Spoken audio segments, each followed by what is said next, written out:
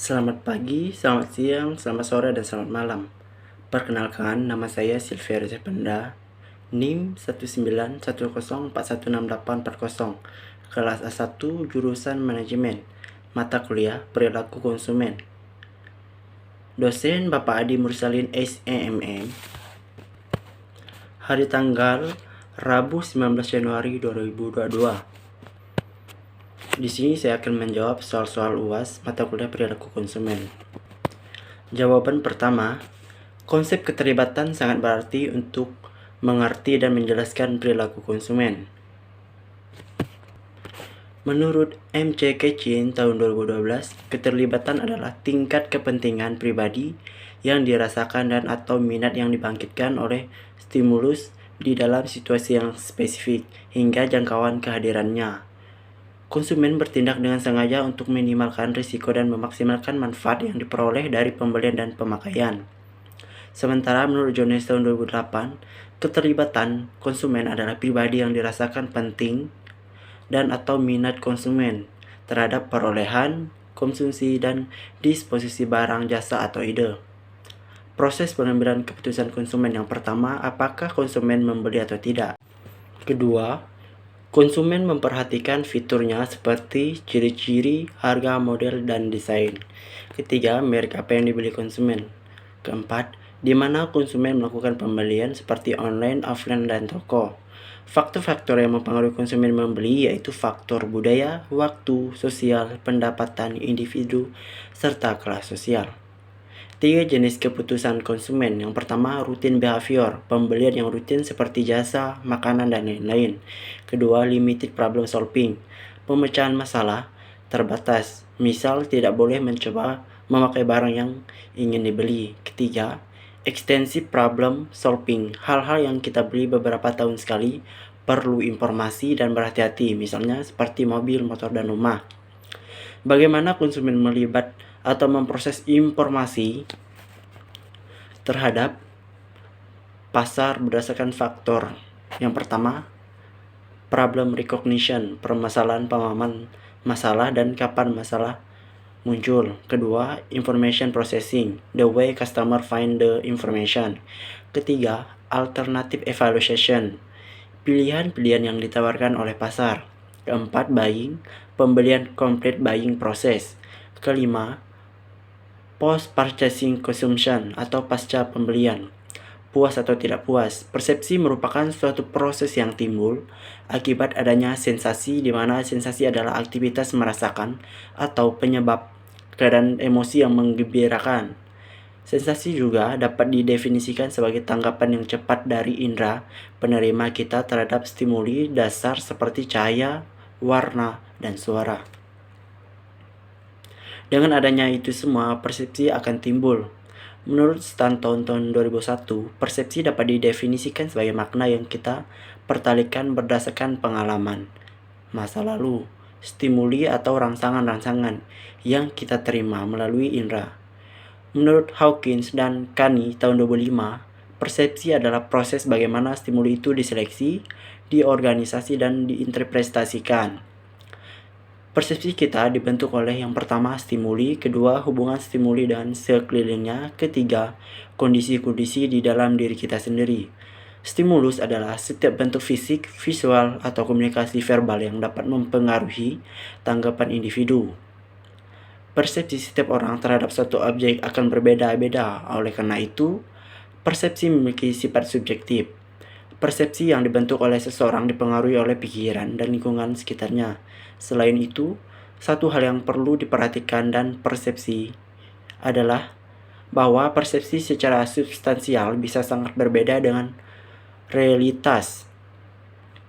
Jawaban kedua, perilaku konsumen merupakan studi tentang individu atau kelompok terhadap proses pemilihan, pembelian, pembangunan, dan pembuangan produk atau jasa, termasuk juga tanggapan emosional, mental, dan perilakunya terhadap suatu produk. Terdapat 3 faktor yang mempengaruhi perilaku konsumen. Yang pertama, faktor pribadi, meliputi ketertarikan dan opini yang dipengaruhi oleh demografi seperti budaya, usia, gender, dan lainnya. Kedua, faktor psikologi, Respon terhadap pesan dari pemasaran atau promosi dari suatu produk bergantung pada persepsi dan sikap dari individu itu sendiri. Ketiga, faktor sosial. Lingkungan, keluarga, teman, pendidikan, pendapatan, media sosial merupakan faktor yang mempengaruhi perilaku konsumen. Secara garis besar, terdapat beberapa tipe dari perilaku konsumen yang perlu kita ketahui. Yang pertama yaitu perilaku pembelian untuk mengurangi ketidaksesuaian atau dissonance reducing buying behavior. Konsumen sangat terlibat dalam proses pembelian suatu produk, tapi kesulitan menentukan perbedaan antar merek. Disonansi dapat terjadi ketika konsumen khawatir akan menyesali pilihannya. Perilaku ini biasanya akan memilih berdasarkan harga dan kenyamanan, tetapi setelah membeli akan mencari konfirmasi bahwa mereka membeli pilihan yang tepat. Kedua, perilaku pembelian yang kompleks atau complex buying behavior. Perilaku ini terjadi saat konsumen membeli produk yang mahal dan jarang dibeli. Konsumen juga sangat terlibat dalam proses pembelian dan telah melakukan riset sebelumnya. Contoh dari perilaku ini adalah ketika membeli rumah atau mobil. Ketiga, perilaku pembelian berdasarkan kebiasaan atau habitual buying behavior. Konsumen tipe ini memiliki keterlibatan dalam kategori produk atau merek. Misalnya, ketika konsumen berbelanja bahan pokok yang digunakan sehari-hari, perilaku ini menunjukkan pola kebiasaan dan keputusan untuk membeli barang tidak berdasarkan loyalty atau promosi dari produk tersebut. Keempat, perilaku pembelian yang mencari variasi produk atau variety seeking behavior. Pada perilaku ini, konsumen melakukan pembelian produk yang berbeda bukan karena tidak puas terhadap produk sebelumnya, tetapi karena ingin mencoba variasi lain. Misalnya, konsumen yang mau mencoba parfum dengan wangi yang berbeda. Jawaban ketiga, gaya hidup konsumen adalah ekspresi keluar dari nilai-nilai dan kebutuhan-kebutuhan konsumen. Dalam menggambarkan gaya hidup konsumen, dapat dilihat bagaimana mereka hidup dan mengekspresikan nilai-nilainya yang dianut untuk memuaskan kebutuhannya. Gaya hidup adalah cara di mana perilaku seseorang didasarkan pada serangkaian minat, aktivitas, budaya, pendapat, atau karakteristik lain yang membedakan sekelompok orang dari yang lain. Gaya hidup juga memiliki kaitan yang erat dengan personality konsumen dalam pemilihan suatu barang, terutama dalam hal fashion, sehingga kemudian dikenal istilah yang dinamakan shopping lifestyle, di mana ada golongan masyarakat tertentu saat ini kebanyakan sudah menjadikan shopping menjadi sebuah gaya hidup yang harus dipenuhi untuk menunjang kebutuhannya. Sebagai contoh, belakangan ini kita dapat mengamati bahwa bukan hanya konsumen perempuan saja yang suka memperhatikan penampilannya, namun ternyata konsumen laki-laki juga sudah mulai memperhatikan penampilannya. Laki-laki saat ini juga sudah mulai memperhatikan bagaimana merawat muka dan rela meluangkan waktu untuk melakukan hairstyling ataupun merawat kulit. Gaya hidup ini dikenal sebagai gaya hidup pria metroseksual. Mengapa dikatakan gaya hidup metrososial? Karena mulanya tren ini dipicu oleh para artis, model, kalangan olahragawan, eksekutif muda, pengacara, bahkan diplomat yang berada di kota-kota besar. Umumnya, konsumen laki-laki yang memiliki gaya hidup metroseksual ini adalah mereka yang memiliki pendapatan di atas rata-rata dan royal dalam berbelanja. Hal ini membuka peluang bagi wirausahawan di bidang fashion, skincare, kosmetik, dan layanan perawatan untuk mengembangkan pasarnya. Jawaban keempat, hubungan kepercayaan, sikap, dan perilaku konsumen. Kepercayaan bisa mempengaruhi sikap dan perilaku konsumen, termasuk terhadap produsennya. Perilaku konsumen yang sikapnya percaya terhadap suatu produk akan lebih respon terhadap suatu produk atau yang ditawarkan. Tentunya, tanggapan menjadi lebih positif terhadap suatu produk yang telah ditawarkan. Contohnya, sekarang sudah ada internet, mobile banking, ada namanya electronic transfer. Jawaban kelima, 3. Iklan sampo. Pertama, iklan sampo Clear. Awal persepsi saya mengenai sampo ini tidak cocok untuk saya gunakan. Dan setelah saya melihat iklan di TV, saya mencoba mempercayai dan memilih sampo Clear ini untuk mengatasi masalah rambut rontok, dan akhirnya saya pun membelinya. Setelah saya pakai, ternyata bagus untuk kesehatan rambut saya. Kedua, baju. Keluhan saya adalah ingin mencari baju berkerah lengan panjang untuk kuliah. Kemudian, saya melihat iklan di TV dan saya berpikir bahwa baju yang diiklankan tersebut cocok untuk saya pakai, dan kemudian saya mempercayai mutu dan kualitas tersebut dan akhirnya saya pun memutuskan untuk membeli. Ketiga, rice cooker.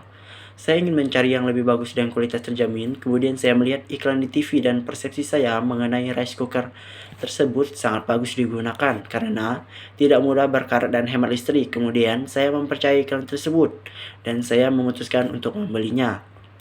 Jawaban keenam, nama pembicara Aldo Emmanuel, topik tips penerapan digital marketing selama pandemi COVID-19. Beberapa digital marketing selama pandemi. Yang pertama, penerapannya tetap aktif dan kreatif di media sosial selama pandemi, menunjukkan sikap peduli dan empati melalui media sosial. Dengan begitu, bisa dengan mudah menciptakan sentimen yang positif terhadap brand saya. Kedua, memastikan bisnis dapat ditemukan secara online dengan tujuan tetap fokus kepada strategi SEO agar dapat ditemukan pada halaman pertama Google. Selanjutnya, ketiga, tetap fokus kepada pay per click advertising. Dengan banyaknya orang-orang yang di rumah dan mereka beralih depan layar laptop dan handphone, ini menjadi kesempatan yang bagus untuk memanfaatkan PPC advertising dengan tujuan supaya tetap terhubung dengan audiens. Keempat, memanfaatkan kesempatan untuk bersaing dengan kompetitor. Tipsnya, jangan hentikan SEO campaign selama pandemi. Kemudian lakukan optimasi website dan konten setiap harinya. Kelima, memberikan penawaran spesial. Memberikan penawaran spesial untuk menarik perhatian audiens bisa berupa free trial atau diskon. Keenam, memperhatikan lokal SEO dan meningkatkan review positif. Memperhatikan lokal SEO untuk optimasi pencarian near me, kemudian meningkatkan jumlah review positif untuk meyakinkan audiens memilih produk atau jasa yang telah ditawarkan. Jawaban ketujuh, pengetahuan konsumen adalah semua informasi yang dimiliki oleh konsumen mengenai berbagai macam produk dan jasa, serta pengetahuan lainnya yang terkait dengan produk dan jasa tersebut, dan informasi yang berhubungan dengan fungsinya sebagai konsumen. Pengetahuan konsumen akan mempengaruhi keputusan pembelian. Adapun jenis pengetahuan konsumen, yang pertama yaitu pengetahuan produk, kedua pengetahuan pembelian, ketiga pengetahuan pemakaian. Jawaban nomor 8, karena generasi Z ini sangat mahir dalam menggunakan digital teknologi. Yang dapat saya tangkap, perilaku generasi Z ini dalam membeli tentunya sangat cerdas dan membeli sebuah produk, di mana generasi Z ini keingintahuannya sangat tinggi sehingga ketika ditawarkan suatu produk, generasi Z ini tidak langsung mempercayai produk yang telah ditawarkan. Peluang yang dapat saya ambil untuk generasi Z ini adalah bisnis teknologi web development serta berbisnis online, meningkatkan kredibilitas, memperkenalkan profil media promosi dan media komunikasi. Kemudian, melalui teknologi generasi Z ini akan jauh lebih paham mengenai suatu produk ketimbang harus menyampaikan secara teorinya. Jawaban nomor 9, contoh mengalami perubahan dalam konsumsinya. Dulu orang-orang berkomunikasi dengan menggunakan surat menyurat, dan sekarang komunikasi bisa dilakukan dengan menggunakan smartphone, komputer, dengan berbagai media aplikasi.